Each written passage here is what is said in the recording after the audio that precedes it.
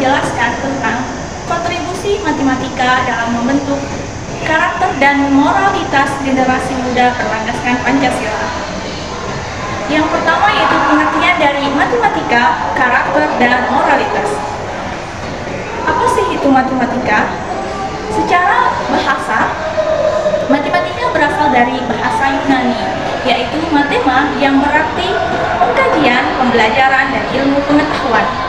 Dan secara terminologi atau secara istilah, matematika banyak dikemukakan beberapa pendapat oleh para ahli. Salah satunya yaitu Wittgenstein menganggap bahwa matematika adalah metode atau alternatif jalan berpikir kritis, logis, ilmiah, serta sistematis. Jadi, dapat kita simpulkan bahwa matematika adalah suatu ilmu pengetahuan yang menuntut seseorang untuk berpikir logis, kritis, serta sistematis. Selanjutnya yaitu pengertian dari karakter dan moralitas. Karakter menurut Kamus Besar Bahasa Indonesia berarti sifat kejiwaan, budi pekerti, akhlak yang dimiliki oleh seseorang yang membedakannya dengan orang lain. Jadi dapat kita simpulkan bahwa karakter yaitu ciri khas seseorang individu yang hanya dimiliki oleh individu tersebut namun tidak dimiliki oleh individu lain. Sedangkan moralitas adalah implementasi dari karakter itu sendiri atau bisa disebut sebagai suatu perbuatan individu yang dengannya individu itu dapat dikatakan baik ataupun buruk. Selanjutnya yaitu pendidikan karakter.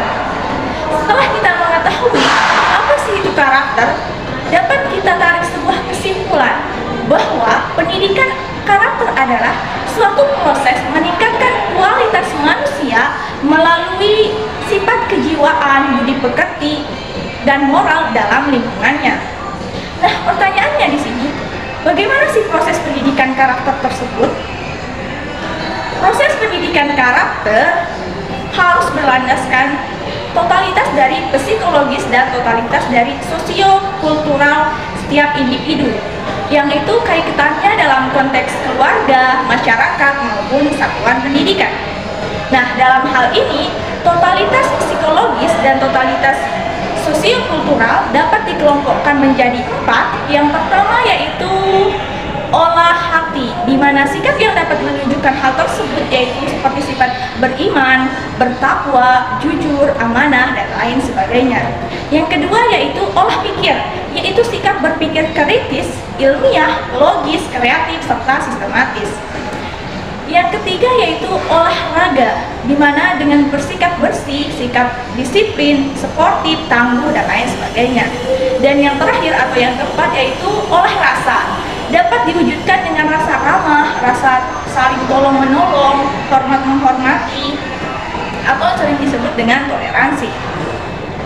Selanjutnya yaitu kita juga harus mengetahui apa sih peran dari generasi muda dalam menanamkan nilai-nilai Pancasila. Sebagai generasi penerus bangsa, tentunya kita harus mampu mewujudkan cita-cita dan tujuan bangsa Indonesia, yaitu dengan modal dasar sebagai agen dari perubahan dan agen dari kontrol sosial masyarakat. Dalam hal ini ada beberapa hal yang menjadi peran generasi muda dalam menanamkan nilai-nilai Pancasila. Yang pertama yaitu mewariskan nilai-nilai ideal Pancasila kepada generasi ke bawahnya. Tentunya peran ini dapat dilakukan oleh generasi muda dengan mengimplementasikan nilai-nilai Pancasila seperti gotong royong, nasionalisme, demokrasi, persatuan dan kesatuan, dan lain sebagainya. Oleh sebab itu, generasi muda harus belajar secara langsung kepada masyarakat tentang bagaimana mewariskan nilai-nilai tersebut, sehingga akan membentuk sebuah kesadaran atau komitmen tentang nilai sosial dan kemasyarakatan. Nantinya akan membentuk pengetahuan, keterampilan, dan tindakan yang sesuai dengan nilai-nilai Pancasila. Yang kedua yaitu membekali diri dengan pendidikan yang berlandaskan Pancasila. Pendidikan merupakan modal utama dan terutama dalam menanamkan nilai-nilai Pancasila pada generasi muda. Dengannya, pendidikan akan meningkatkan kesadaran tentang pentingnya sebuah karakter karakter dan moralitas bagi generasi muda yang kaitannya dalam kehidupan bersama dalam ruang lingkup yang lebih besar. Nah, selanjutnya setelah kita tahu peran kita sebagai generasi muda terhadap nilai-nilai Pancasila, kita juga perlu harus mengetahui bagaimana sih peran Pancasila kepada generasi muda. Dalam hal itu tercantum dalam sila-sila. Yang pertama yaitu sila ketuhanan yang Maha Esa. Sila ini memberikan peran kepada generasi muda untuk selalu beriman, bertakwa kepada Tuhan yang Maha Esa. Bahwasanya tidak ada suatu kekuatan apapun yang melebihi kekuatan dari Tuhan yang Maha Esa. Yang kedua yaitu sila kemanusiaan yang adil dan beradab.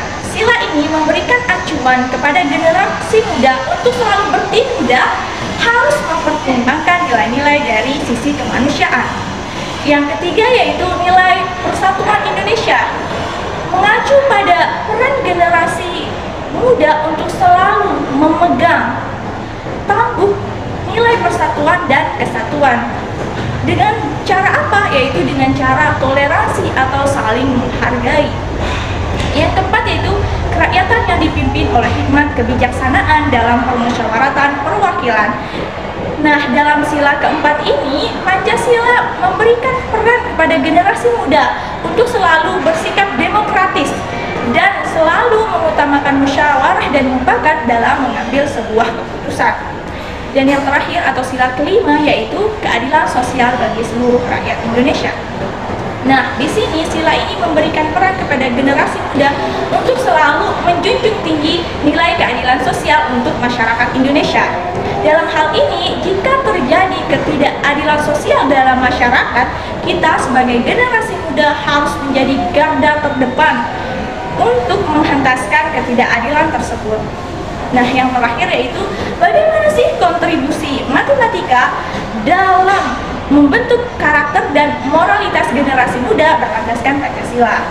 Seperti yang kita ketahui, matematika adalah sebuah pelajaran yang tidak cukup diminati oleh para siswa. Namun, matematika juga dapat ikut berkontribusi dalam membentuk karakter dan moralitas generasi muda. Ada beberapa hal atau nilai-nilai karakter yang dapat dibentuk melalui matematika. Yang pertama yaitu sikap disiplin. Seperti yang kita ketahui, dalam matematika ada banyak sekali aturan-aturan dan pola-pola tertentu yang harus diikuti. Oleh sebab itu, akan membentuk sebuah sikap disiplin untuk mengikuti pola-pola tersebut untuk mencapai suatu hasil yang diinginkan. Yang kedua yaitu kerja keras. Dalam menyelesaikan permasalahan matematika, tentu saja tidak selamanya akan mendapatkan jawaban yang benar. Kadangkala juga salah. Nah, dalam hal ini akan melatih kita untuk terus bekerja keras menemukan hasil yang benar. Nah, yang ketiga yaitu kreatif, logis, serta sistematis. Ini tentunya dalam matematika kita dituntut untuk selalu berpikir logis, kritis dalam memandang suatu masalah, serta menggali informasi-informasi atau fakta yang keempat yaitu rasa tanggung jawab. Tentunya dalam menyelesaikan matematika, setelah kita mampu mendapatkan sebuah jawaban, kita mestinya harus mampu juga menjawabkan apa yang telah kita dapatkan tersebut. Ini yang dapat saya sampaikan. Mohon maaf atas segala kekurangan. Assalamualaikum warahmatullahi wabarakatuh.